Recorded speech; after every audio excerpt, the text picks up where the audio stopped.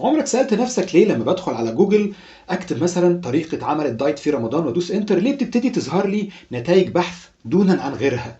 ليه مثلا بتطلع مقالة لكاتب معين في الترتيب الاول في صفحة البحث الاولى وما بتطلعش الثانية او الثالثة مثلا؟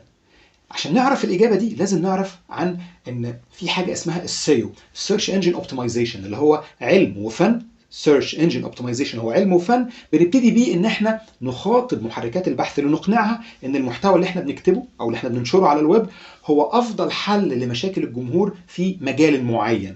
يبقى انا كده بقنع محرك البحث عشان هو يبتدي يرشح محتوى للجمهور ببساطه. فالسيرش انجن اوبتمايزيشن تعريفه هو the art and science of persuading the search engines، اقناع محركات البحث ان our content هو is the best result for the query اللي موجود في دماغ الجمهور، افضل اجابه لتساؤل في دماغ الجمهور اللي هو بيستخدم جوجل مثلا، او افضل حل لمشاكله. يبقى انا هنا بالقيمه اللي انا بقدمها جوجل بيفهم المحتوى بتاعي بيخاطب جمهور ازاي، ومن ثم يبتدي يرشحه له. دي كده النقطه الاولى، ان احنا نعرف يعني ايه SEO او Search Engine Optimization.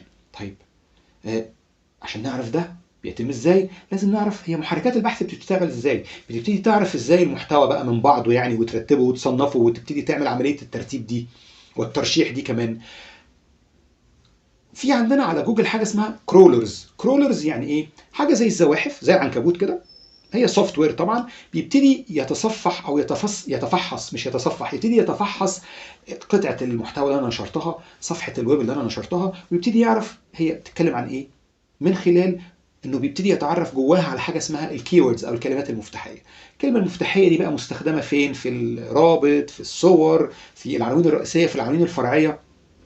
عمليه الكرولينج دي بيعملها جوجل، ومن ثم يبتدي يعمل حاجه اسمها الاندكسنج او الارشفه، انه يبتدي يحط في الارشيف بتاعه قطعه المحتوى او صفحه الويب او المقال اللي اتنشر ده. العمليه كده خلصت؟ لا. يبتدي يدخل بعد كده عندنا حاجه اسمها الرانكينج الجوريزمز.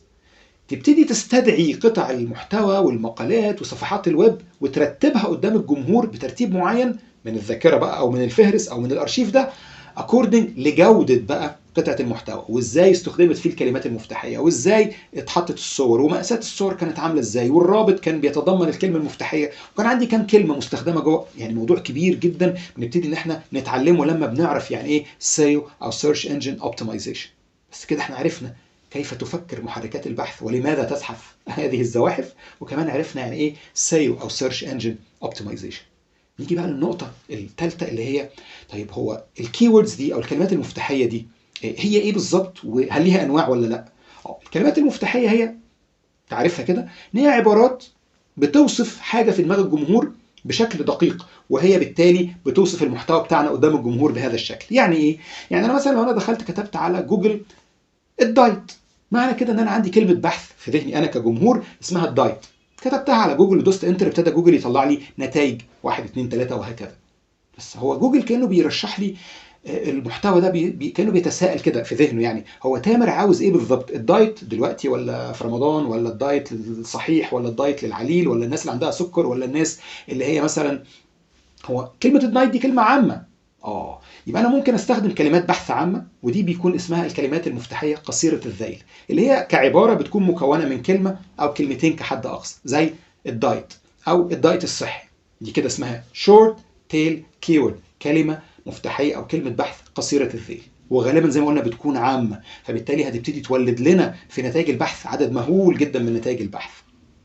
لكن في نوع تاني من الكيوردز بنستخدمه برضو علشان الكرولرز تتعرف عليه، اسمه اللونج تيل كيورد، اللي هو بقى ايه؟ عباره بتكون اطول من كلمتين، يعني كمقاطع او كمقطع هتكون كلمه 2 واكتر، 3 4 5، اللي هو مثلا زي طريقه عمل الدايت في رمضان.